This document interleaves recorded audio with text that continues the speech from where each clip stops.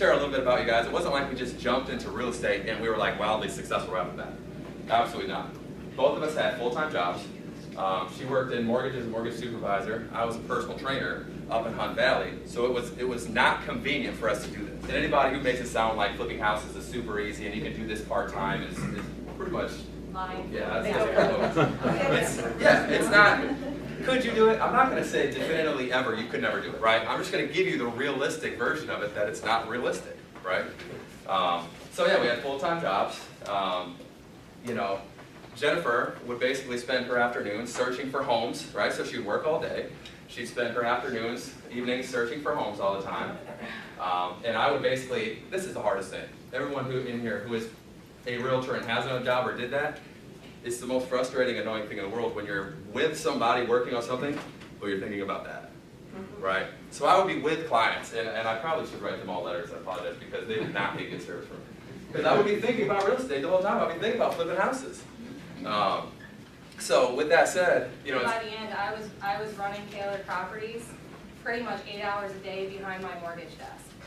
So, but they were fine with it. I mean, they didn't even bother you with it, right? Yeah, but it wasn't fair. So. Yeah, once again, shortchanging the company. We were fine with it then. It's kind of sad now. So, I mean, even, okay. So kind of like a funny story of how we even got our first house, right? So it wasn't like we had done all this super crazy research and we did all our homework and man, we just knew it, like this was the one. No, I kid you not. So one day Jennifer comes home and just like you would probably like after work, you would stop by, I don't know, Target, right? You pick up whatever, loaf of bread or, you know, some napkin, paper towels, whatever. She just comes home and she's like, hey babe, how's it going? I'm like, yeah, it's going good. You know, she's like, super nervous. Super nervous, yeah. She just comes home and she's like, oh yeah, I just stopped by and I just bought a house. Like, kid you not, literally. And I'm like, sounds like you said, just bought a house. I hadn't even seen it yet. Totally. No, I give her that. Her whole family's in real estate. Like, that was something that was very natural to her, and I gave her that freedom. Like, it didn't really shock me. It was just funny. Like, literally, most people come home and, hey, I picked this up from the store. I kid you not, it was just like that. Like, hey, I actually just picked up blank on Smith Street. Yeah, you know? I think he said go ahead and buy whatever you want. I don't think he really thought I would do it. There were implications with that. Yeah, right, there right. were implications with it. Yeah, yeah. Anything you want to add to that? So then also, right. So then, what do you mean you just bought a house? Do you mean you wrote an offer on a property? What do you really mean? I bought it off a Hubzone. She bought a Hubzone property, so online. Yep. So you had been bidding on it, not really discussing it. Right. Like I said, I had given her that freedom. But yeah, like literally, I did not know she bought the house. So that's just, I mean, he knew I was looking for him, right? So it was only a matter of time. Right. And then so we did that for a while. We got that first house. I think we realized by the second one that we needed to either be realtors or we better be working with one extremely closely. We had one, but like if you know Jen, my wife here, Be kind. or Jen, Be kind. we all have like strengths, right? We all have qualities that we're like really, really good at. And then there's like qualities that we just don't own, okay? And Jen can't own patience. She doesn't have any. She can't do it. So working with a realtor like drove us nuts. Yeah. Like that's all it did. I mean, we would literally see a property, and what we want to do is see the property. Let's go see it now. Or I'm going to send someone to go see it, right? But back then it was see a property. Oh, we got to call up, and his name was Phil. Hey Phil, do you think we can get in to see this property? Oh yeah, I'll try to set up a showing. Might be a couple hours. Oh, we can get in maybe tomorrow. Wrong. Too long already, right? We've already missed the opportunity. Then, oh, I got to write a contract. Well, I'm busy, guys. I got to, like... Well, then if we had to send a contractor back, then I had to set up the other showing. Yeah. So it felt like you were almost doing like 10 times the work when you're like, dude, if I am this person, I'm just going to knock it out. And then if I wanted him to write a contract, I usually wait a day to get the contract. And I mean, you guys know how the market is right now. You've got to be like on a snap. Like you need to have it submitted within hours, not days. It's true, right? Like get on it, or have someone for your team. If it's too much for you, like you're like, dude, I just can't do that.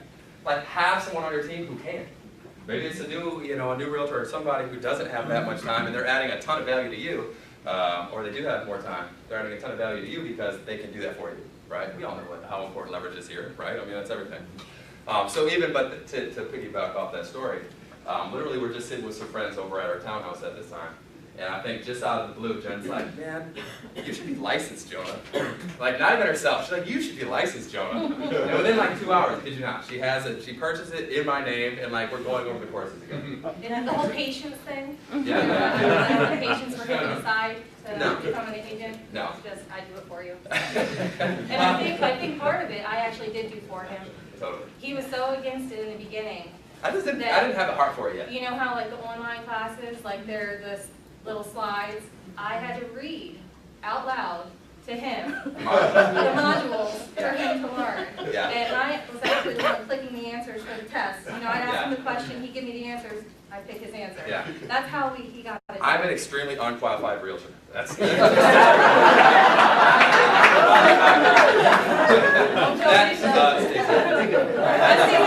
right? Vegas rule here, guys. No, but seriously, I didn't even do most of the work in the beginning, and that's just me being transparent. Okay, so then fast forward, to us now, right? So that's kind of how we got started. Now we try to do about 10 to 15 homes a year, right? We don't do a ton. Could we do way more? If we wanted to, we could. But we also have the Smart Move Group. So Tailored Properties is the name of our renovation company, and then we have the Smart Move Group of Keller Williams. So between doing those two, that takes quite a bit of time. So Jennifer and I are huge advocates is like, I want to be a great dad. I also want to be a great husband. I want to be a great friend. Those things also take time, right? You're not going to be those if you're not present. So also time is very important to us. So we could do more flips. At this point, with the people we have on our team, that's where we're at. But, I mean, we're extremely honored to be here right now because out of 500 agents in this office, how did we get picked to be the ones to teach? I know other people are flipping, right? I know we're not the only ones flipping here, so I just want you to know that we're very honored. It's our privilege to be here. And also, I mean, we prepared pretty good. We wanted to make sure that you guys got, like, the stuff, right? And even if we only have an hour, give you guys the goods. What we thought were the most, so we picked 3 things. The most 3 critical concepts that you have to know. So that's what we're going to go over today. There's 3 concepts. Anything you want to add to? Yeah, and just to repeat like what he was saying, the future goal is the workshop. So if after this class is over, if you guys like what you heard, want to learn more, would think it's valuable to have a longer class, definitely tell Mike Z and Jen and Lori and see if we can put something together. Jeff, real quick, the first house you bought on Huzzoo, was that the one in Jessup? Was that the one? Yeah. Yep. So that was also a really profitable deal, right? Yes. Yeah, you're going to see, we're going to show you that deal today. So we're going to walk through our very first flip ever, and if how you follow what we're saying, because we followed what people were saying to us, how literally on your very first flip, it can be a successful one. However, we've also, as we told Jeanette, we've lost just as much, right? For every, I would say, success that we've had, we've seen an equivalent blunder. Now that's probably on us, right? I would say if you guys attended the classes, you wouldn't have to make those. You wouldn't have to do that, right? So, but that's why. Don't mess up. Yeah, stop messing up so much, dang it. Yeah, so, but also, this is our way, right? This is how we do it. Is this the only way to flip houses? No. If you wanted to do it a different way, you probably could. I mean, you could probably flip it completely by yourself. But I don't know if that would really be flipping a house anymore. That's pretty much like home ownership. I mean, we're all doing that, I guess, fixing up our own home, right? But we've had a lot of mentors, and that's where we take that information, we apply it, and if it works for us, that's what we're sharing. So it's not just stuff that we think. This is stuff that's been passed down to us. This is stuff that we've tested or disproved, and we're going to share it with you guys. So first thing then. Okay, so the first concept are the 3 key roles that you're going to have to flip a house, right? Now let's just start with the most basic one. These are the partners that you want to have working with you. Okay, so a realtor, right? I think everybody in here is an agent, or do we have anybody in here that's not an agent? Everybody's an agent? Okay. Besides Brian back there? Okay, so for those of you who aren't agents, right, this just means that, well, I still obviously soak this up, right, like crush this. However, just understand the importance of either someday, maybe that becomes an option, or 2, become excellent friends, partnership with someone who has the same interest as you. Because if they don't care about it like you care about it, it's not going to work. They're not going to have the same investments you're going to have. They're not going to be on your timeline. So it needs to be somebody that literally like your mom or something. It needs to be someone that close to you. you know, the other part of having, it's not just you being the real estate agent either. Jonah and I partner with other agents that bring us deals. Right. And we allow them to take the buy commission, and in certain cases, we allow them to take the list commission. Sure. Because if they bring us a good deal, we wouldn't have had it otherwise. Exactly. That's the case with one of the homes we have literally right now. And some people would disagree with this, but yeah, because we're realtors, right? I mean, why would we have someone else buy and sell our house, right? But I would have got the deal if he didn't. So he bought it, he got a great deal on it, he showed it to us, we said, yep, and now he's also going to list it for us. So sometimes you got to get creative. It's not, flipping is not black and white, right? It's not cut and dry. And if you want to be good at it, just like being a realtor, you can't do the same crap that everybody's doing. You have to do some things different, right? So the first thing, yeah, is being a realtor. Now, why would you need a realtor? Because someone's got to buy the houses. Could you buy them off market? True, maybe, but you're going to flip like 5 houses at max. Like it's so much work to do everything off market. You also need someone to sell your houses, right? You could try FSBO them, right? Sell them on your own. I hope nobody would do that in here because you understand your own worth, right? Like you understand that having it on the MLS, you know, getting it out to as many people as you possibly can, you know. Not like, to mention holding time when you're flipping, because you've got to be conscious of how long you have that property. If you're going to FSBO it, you need to account for another 60 days probably on the market, if not longer. yeah, so now it's not even worth it. Now you're just giving money to the other way. Yep. Yeah, so, you know, do yourself a favor, and flipping is about time, right? It's about speed, right? You can have an income property, and that's where you keep it, right? But a good rental, most of the time, 99% of the time, is a good flip, and a flip is a good rental. Just matters if you have the financing or if you can refinance it, you know, through a lender or whatnot. So yeah, the realtors, they're going to help you see houses, they're going to help you get the showings, they're going to help you do all that. Now you guys are all that person, so that's fantastic, right? But just know that you're already on your way then. You already have one piece of the flipping puzzle, and there's only 2 other pieces, right? So then the next one you have to have is a contractor. Yep. And once again, this is no bum of a contractor. Like if you want your company to be lousy, then go ahead and hire anybody. Oops, sorry. Hire anybody. Like we know through career visioning, like you want the best people. Treat this the same freaking way, right? This is how you build a great team by making sure that you, the realtor, are the best, right? Or if you're not, you're working with the best. Your contractor, once again, has to have that same relationship, right? Where you can call them up at 9 o'clock because the pipes burst at your house because it was 14 below degrees, and you don't want to go, right? It's not you. You call him. You have to be able to do that. If you can't do that, then either you don't have a strong enough relationship, right? Or you need to find somebody else. So, and I don't mean that so aggressively, because obviously relationships take time to build, right? But that's where you should be heading, is find somebody who you can, you know. It's all about leverage. So you want somebody on your team that you are able to leverage. You Yeah. know, so for instance, like with our contractor, like Jonah said, I can call him at 9, 10, 11, 12 o'clock at night if I needed to, Yeah. and send him somewhere, and he will go. Yeah.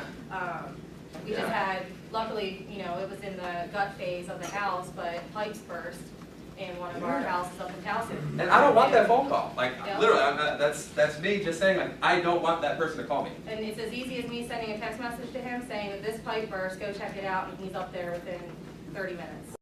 Speak a minute on quality versus cost, because a lot of times people who are flipping think that it's all about reducing the That's cost. amazing. Great Thank you for question. bringing that up. The other thing with the contractor, Jonah brought it up, that you want a quality person. How many people in here have been in a flip where you can just tell that they put Isn't it Band-Aid a lousy flip? on everything? Can I raise my hand 5 times? Yeah, but here's the thing, it looks great It pictures. looks great in pictures, but you walk into it and you can tell that they didn't spend their time. Yeah, So, and how many of you have been in a flip where it's just immaculate? yeah, Okay. yeah. There is a cost difference, but there's also a resale difference. Oh, yeah. And, Oh, yeah. you know, I'm not gonna put addresses out there, but we just sold a house where we sold for $34,000 more than the guy down the street, And it was a flip. and it was a flip. Yeah. But, And the person across the street told you never get it. Yeah, and the neighbor told us that we never get it, but yeah, we did. yeah, Um, yeah. But that's it's because, a yeah. difference in quality. You know, we had an agent that had shown that house, come to our house, and was just hands down, Yeah. to tell the difference. In fact, it was so funny because we literally had to replace the main in the front. So like the house itself is gorgeous, but there's like a huge dirt pit in the front. Looks like we're trying to bury somebody. And they still bought the house. They still want Yes. Yeah. I mean, I actually told them, I'm like, you probably should wait a couple days. Like, don't go see it right now. It's a hazard. And they're like, well, we live right next door. Yeah. And I'm like, okay, we're fine. And so, yeah, they Don't ended up still fall buying 6 it. foot hole, yeah. Yeah. But people can tell the quality of the work that your contractor does, which is why it's so important to Yeah. get the right person on your team that cares as much about the property as you do. Yeah. And cares about how much money you're gonna make as much as what Right. they're doing. We try to have those relationships so we can find deals at all times. We're not just handcuffed to, well, we can only handle 3 or 4 at a time. Well, we got 4, we're done. And our relationship with him is a partnership, you know. We want him to make Invested. money with us so that he's invested with us. Yeah. So we help him, and then he turns around, he helps us. And one great way to do that, guys, is to pay people out of the profit. Instead of paying them a salary, pay them out of the profit, because that way he's only going to get paid if there is a profit. And I know some of you are going, well, that sounds really hard to do. If he's a good contractor, he'd gladly do it, because he's used to making profit. So that's something that in the beginning you're going to rely extremely heavily on the general contractor, right? Because when you're walking through and you see a kitchen that needs to be gutted, and stairs that need to be moved, and tiles that need to be pulled up, and a backsplash that has to go on, and electrical that's got to be, redone, you have no idea, right? I mean, I'll be honest with you. Even I still don't have a full idea what that. But that's why I need him, and that's why it's so important to have a guy like that, is to make sure that really you have a mentor at all times. Right? So it's so cool because I get to do this. Like when someone calls me and they go, hey, what's wrong with the furnace? It's making this noise. I'm like, cool, let me call somebody. And I just call him and he goes over there. Right? And if I want to, if it's one of those scenarios where it's more about customer service, I can just call him and be like, hey man, what's going on with this? Did you take a look at it? Call them back and give them a very expert answer, even though I'm not the expert. So what we do is we work on draw schedules with our contractor. So we give him an upfront draw, and that gets the job started, gets materials ordered, gets the Like a labor guys 1/3? paid. Sure. Like a Can be, one-third type? yeah. Yeah, like a 1/3, or whatever he needs. He usually tells me, what's needed to get the job started. We'll write him a check for that. Yep. Then, after that, phase 2 begins. He'll ask me for another draw or more money for X, Y, or Z. Give him that. So the subs are paid throughout. The only person that doesn't get paid is him, and it's because it's out of profit. Yeah. Now, we've done it the other way, where we've given him, draws as well for his pay. But what we found out by doing that is that now they no longer have an interest on whether you make money or if Right. you lose money. Right. They don't care because Right. they're still getting paid. In fact, it even goes the opposite way because he gets paid regardless whether there's a profit or not. So his interest isn't even the same as ours. We want to get the job done as fast as possible, right? And with top quality, with the biggest profit. But that's not his concern. He doesn't care if it gets done fast. In fact, if it takes longer, he probably makes more money. Now I have a contractor who I love and trust, but we don't even agree the same thing.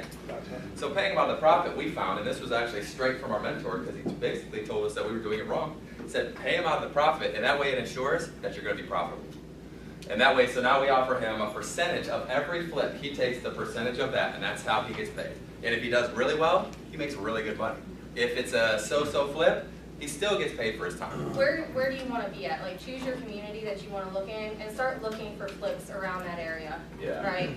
Call, if you can search the owner, see if you can figure out the contact information for the owner. If you see people outside the job site, stop by and say who's Right. the Who's performing the work GC here? for this Yeah. job, who's performing the work here. And kind of do your research that way. That way, if the GC is there, you can say, well, hey, I've got a job. Can I take a look at your work? Right. He'll probably call the owner and see if it's okay to walk through. And 9 times out of 10, they don't care. Right, I right. don't care. Well, and general contractors will always know, I shouldn't say always, once again, other general contractors. So if you run into one and he's just not in your area or anything like that, that's the perfect guy to ask. Hey, do you know anyone else who could help me? I got a property that I've been really interested in, but I need this contractor. Just like we know other realtors, right? So just to finish up on this, another reason why contractors are so important is not only because they have all that knowledge, but this is the most time-consuming one. Out of all, the other one that I'm going to tell you in a second, this is by far the most time-consuming one. It requires you to be on site often. If there are problems, drop what you're doing, go back to the site. right? All those phone calls that you get, because there's like 30 trades that end up going through a house from beginning to end, and every single one of those trades needs direction, right? So somebody has to field, observe, correct, inspect, all that stuff, and you can be the contractor. That's You're not fine. gonna have time for anything. But you're not going to have time to do any type of scale or anything like that because you're just going to be really tied down to your getting your permits. Always We got a get your blunder for permits. that too. That's a blunder for the next workshop that we'll share, and it costs us dearly. Because that's actually a marketing thing that you can use at the end. Or I mean, say you didn't get your permits, and somebody calls you and says, "Hey, I have a client who's super interested in your house, right? Can you show me the permits?" I don't think this is for them, right?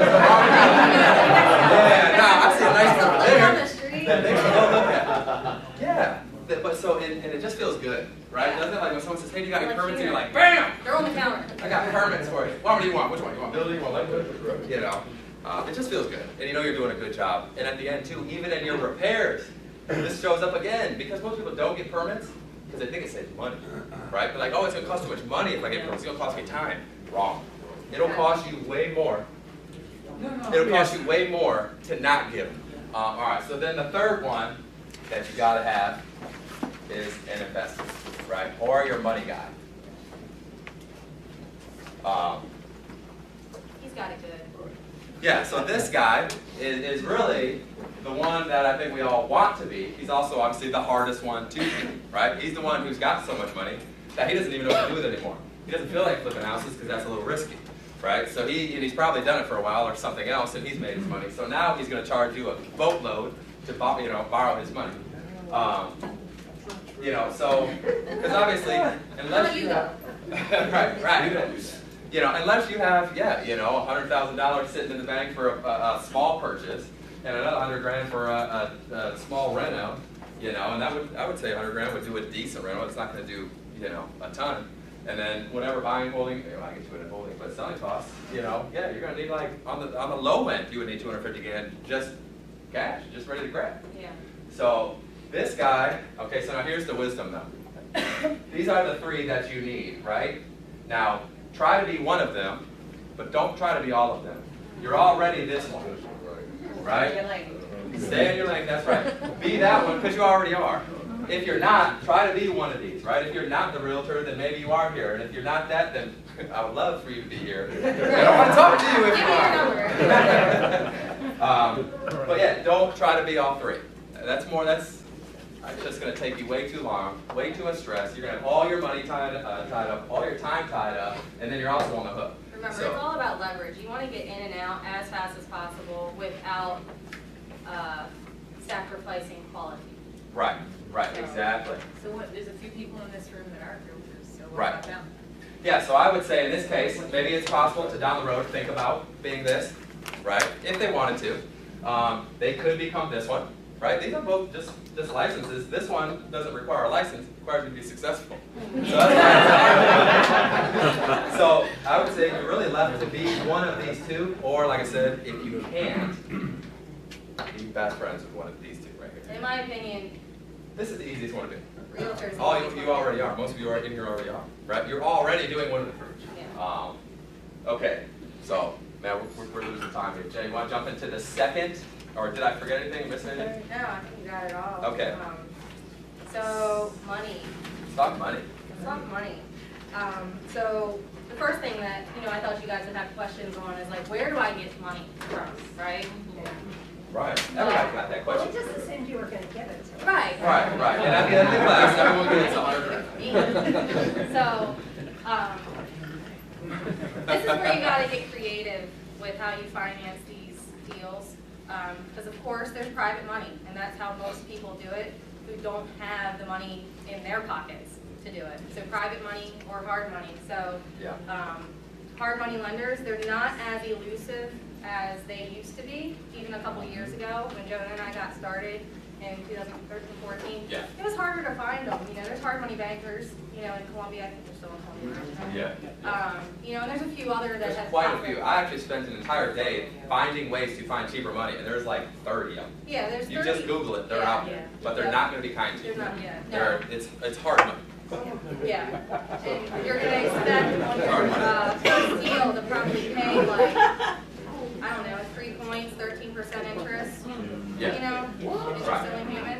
And that's not uncommon, that is That's not totally uncommon. normal. Now, I have to tell you, Brian just got my son 10.5% on Yes. interest-only payment. So it can be It done. can be done, Yeah. all right, Brian, there you go. And He's not so hard if you- money. Yeah. If you're experienced, I mean, I can get it as low as I $7.99. wanna talk. All right, yeah, see, so that would be soft money. Yeah. We like soft money. Yeah, well, and that leads into the next. Right. So then there's soft money.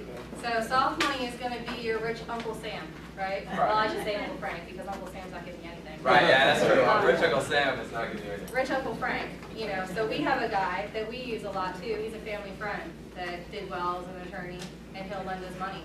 Yeah. You know, so if you've got anybody in your family or any connections through family friends, Yeah. relatives or whatnot, start asking the question, like, who do we know in our family that's rich? Yeah, and that's really, I mean, it's funny, but they're gonna lend a lot easier, right? They're gonna be a lot softer on you, because they probably wanna see you succeed too, right? So that's where I would start, like, if we had to start all over again today, and I did this too, I'd spend through my whole phone.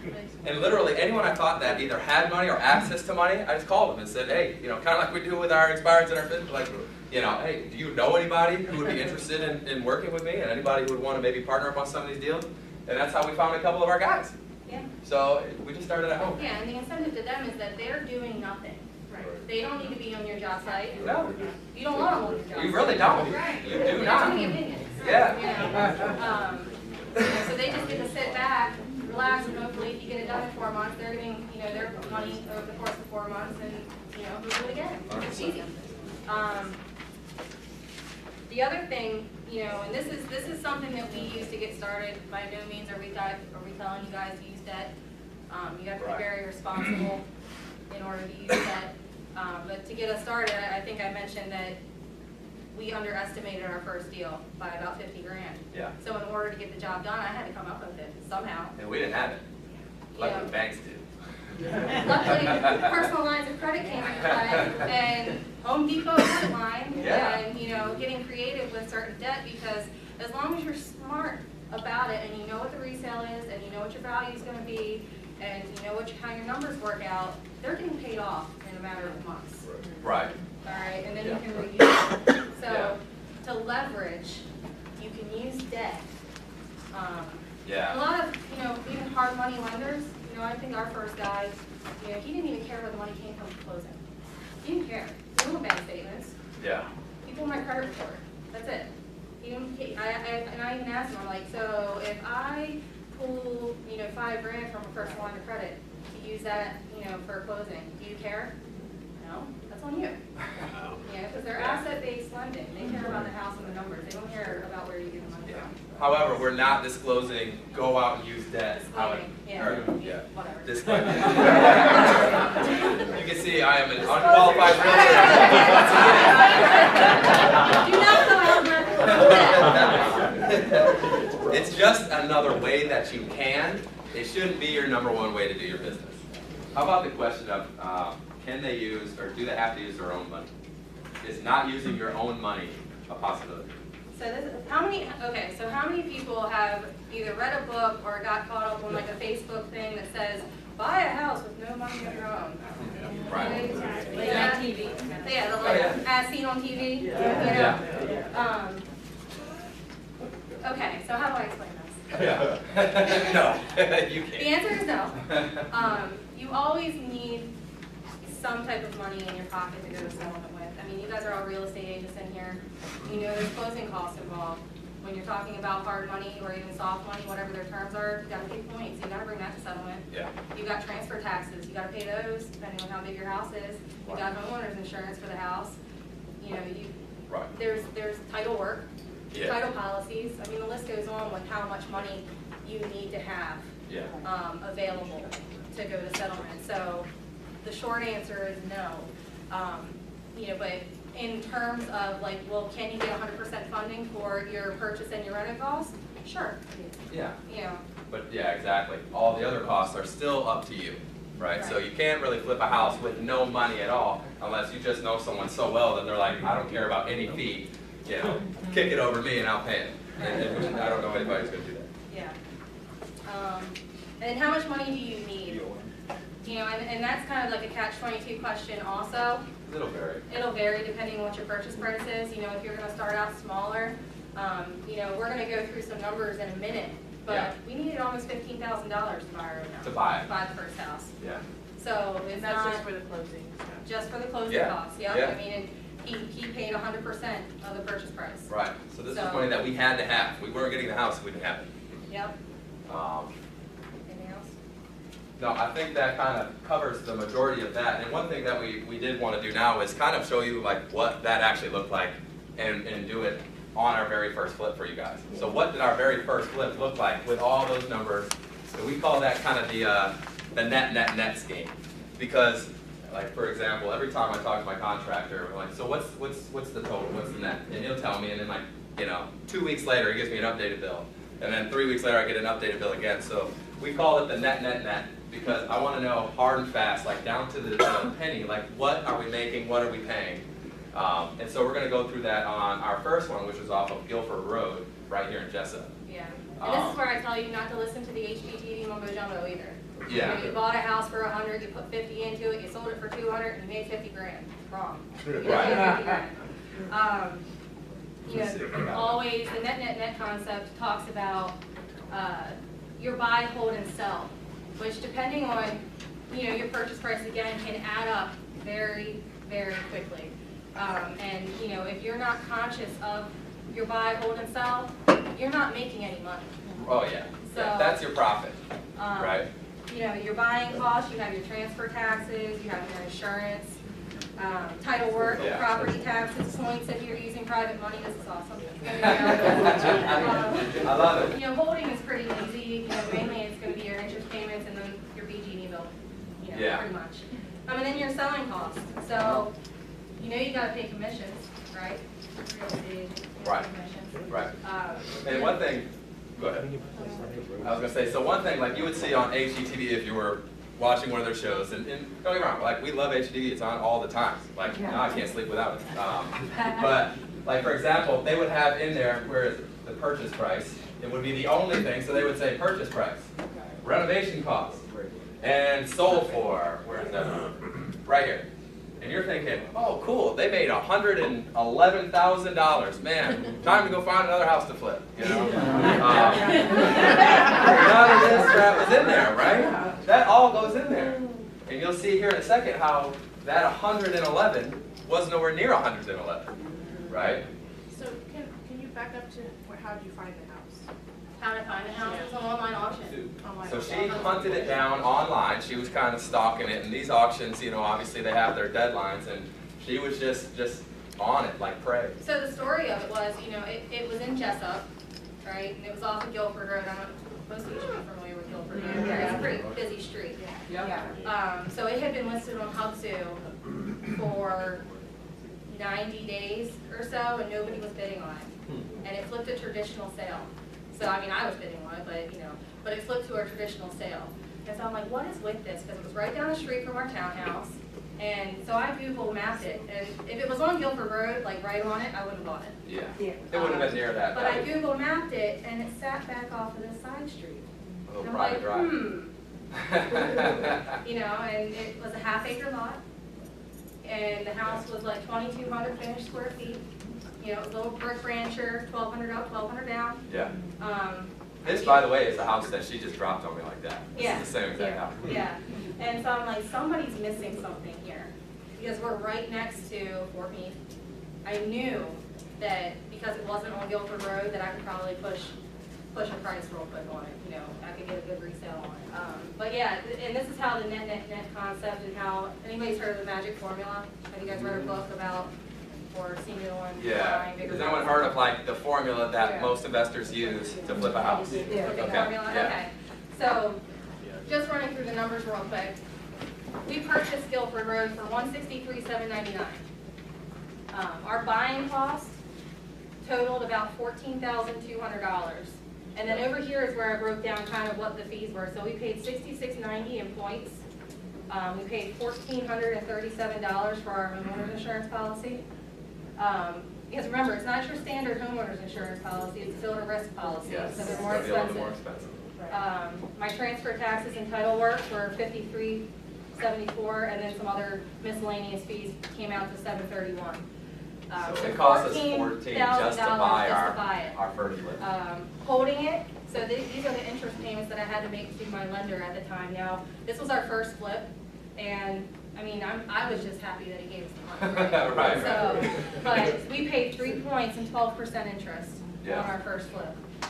Now we don't pay it. Right, we don't But, get it anymore, but in um, order to get started, that's maybe where you have to start. Yeah, Right. so $7,100 for holding it.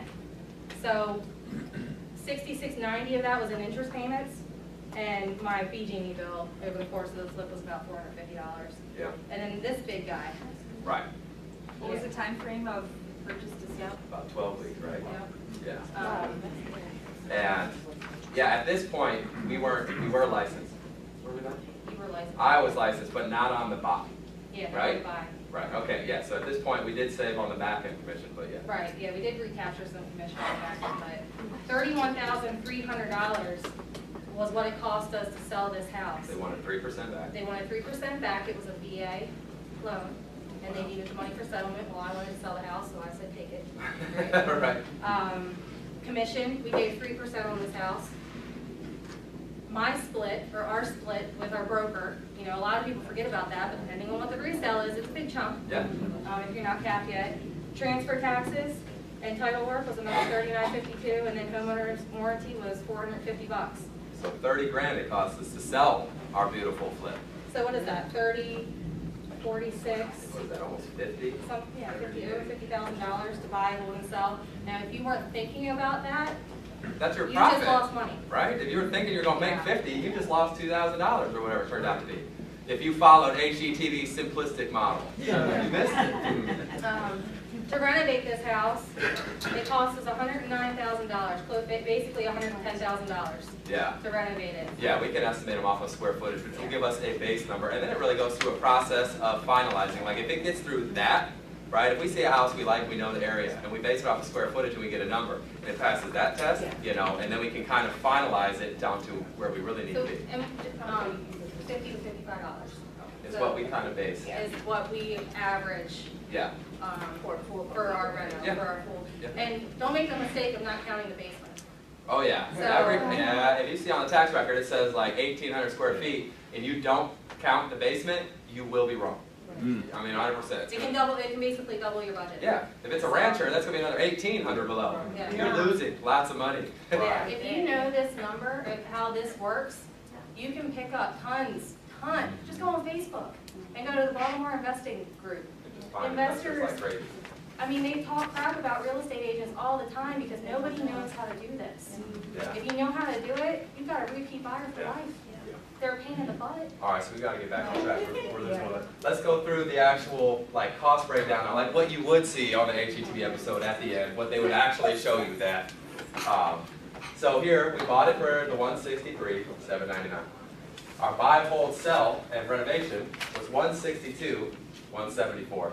So that put us all in for $325, right? We sold it for $389.9, all in for $325, left us with a net complete profit of $63,927. That's one of our most successful flips, and it was our very first one because we did this. Look, so if I go through the magic formula, right? Some of you are saying, well, maybe I don't have to do that. If I do this and follow it perfectly, $389,900, right, times the 70% gives us 110, or minus 110 for the renovation. It says we should have bought the house for $162,930. We paid $163, not even $1,000 off from where we should have bought it according to the formula.